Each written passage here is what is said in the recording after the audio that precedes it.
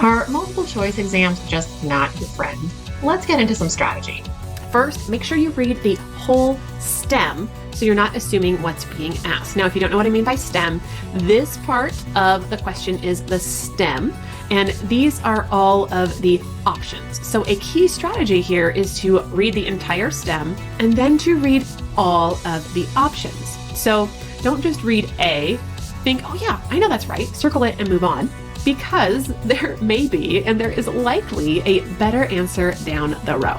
Once you are sure what the question is asking and what your options are, start using the process of elimination to cross off those answers that are clearly wrong. So often there is some irrelevant or silly option that is meant to be kind of a distractor, and we want to cross those off right away.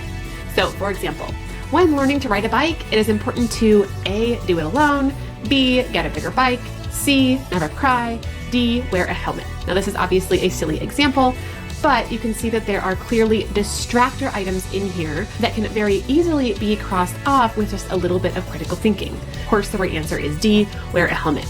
Now, another trick with multiple choice questions is to read each option as a continuation of the STEM to see if it makes sense all together.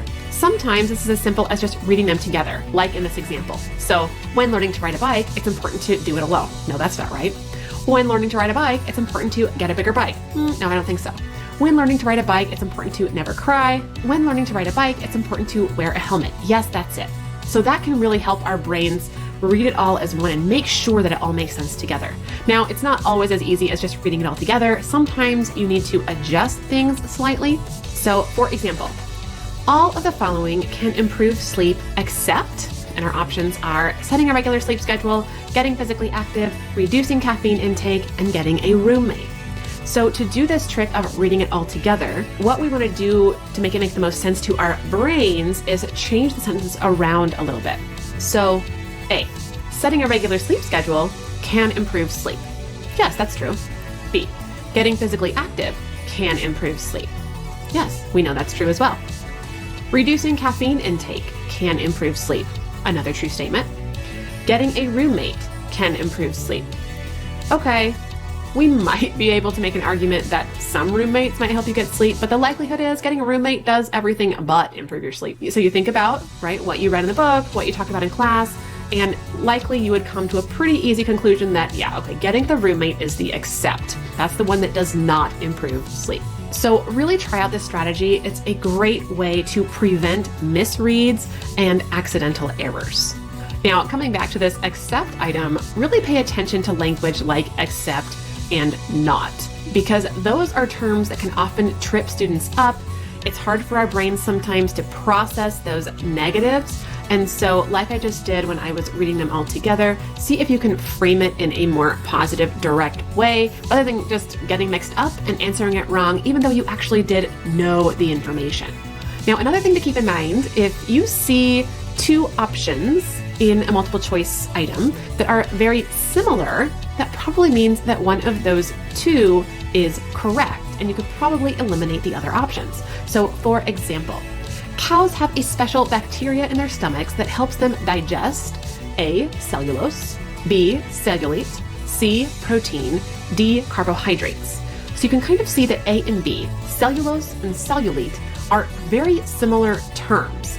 And this, if you have no idea what the answer is, just that information that those are two very similar terms probably means that one of them is the correct one, because the other one is in there to try and confuse you. So at least you could eliminate C and D and have a 50-50 shot of getting the right answer rather than a 1 in 4 shot. So then you would pick cellulose or cellulite.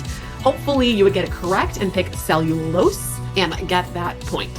Just like if two items are very similar, that can be a clue. If two items are directly opposite, that can be another clue that one of them is the correct one. So for example, blank means to get louder, whereas blank means to get softer. So A, decrescendo and crescendo. B, crescendo and decrescendo. C, crescendo, accelerando, and D, accelerando, decrescendo.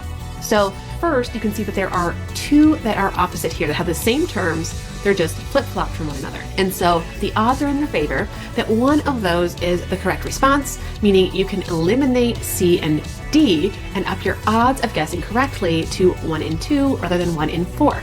And again, a strategy for these blank sorts of items, definitely put those words in there and read it to yourself to see if that makes sense. So in this case, we're trying to decide between A and B. Decrescendo means to get louder, whereas crescendo means to get softer. Then we do the same thing with B, put those words into those blanks and test it out. Crescendo means to get louder, whereas decrescendo means to get softer. And we would use this to try and see which one sounds like it fits better. Okay, and hopefully we pick the correct answer of B, crescendo means to get louder, whereas decrescendo means to get softer. If you found this video helpful, please go ahead and hit that like button and subscribe if you want to catch my next video, which is on mashing strategy. And if it's out, it is right up in the corner. Happy studying!